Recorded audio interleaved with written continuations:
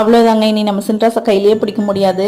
குட்டீஸ் எல்லாம் ஊருக்கு போகிற வரைக்கும் மாயாவுக்கும் ஒரே ஜாலி தாங்க. எல்லாம் வந்ததும் கேங்காக கிளம்பிட்டாங்க. தோட்டத்தை சுற்றி பார்க்கலாம், செரிகல்ச்சர்லாம் இருக்குது, பட்டுப்பூச்சி எல்லாம் பார்க்கணும் அப்படின்னு. என்னதான் நமக்கும் இந்த அக்ரிகல்ச்சர் ஃபார்ம்லேண்டு இதெல்லாமே பழகின விஷயமாலாம் இருந்தாலும் சிட்டிலேருந்து குழந்தைங்க வரும்போது அவ்வளோ ஹாப்பியாக இருக்கும். அவங்களோட சேர்ந்து சுற்றி பார்க்குறக்கு, சுற்றி காட்டுறதுக்கு நம்மளுக்கே ஒரு இன்ட்ரெஸ்டிங்காக இருக்கும்ல. அந்த மாதிரி தான் இன்றைக்கி டே ஃபுல்லாமே போயிட்டு இருந்தது. நம்ம பட்டுப்புழு குடோனுக்குள்ளே போயாச்சுங்க. பார்த்துட்டு பயப்படுவாங்கன்னு நினச்சேன், ஆனால் யாருமே பயப்படல. அந்த புழுவை எடுத்து கொடுங்க, நாங்கள் பார்க்கணும் அதுலேருந்து எப்படி பட்டு நூல் வருது அப்படின்னு இந்த செரிகல்ச்சர் ஃபுல்லாமே அவங்க படிச்சிருக்காங்களா லைவாக எக்ஸ்பிளைன் பண்ணுற மாதிரி ஒன்னொன்னையும் பார்த்து கற்றுக்கிட்டு இருந்தாங்க. சின்னத்தையும் எல்லாமே எடுத்து கொடுத்து எக்ஸ்பிளைன் பண்ணிட்டு இருந்தாங்க. யாருமே அந்த புழு பிடிக்கிறதுக்கு ஒரு சின்ன அரிகரிப்போ ஒரு ஹெசிடேஷனோ இல்லாமல் அவ்வளோ அழகாக தொட்டு பார்த்துட்டு இருந்தாங்க.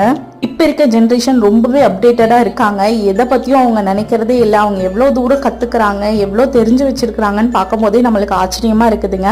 அடுத்த வீடியோவில் பார்க்கலாம். தேங்க்ஸ் ஃபார் வாட்சிங். பாய்.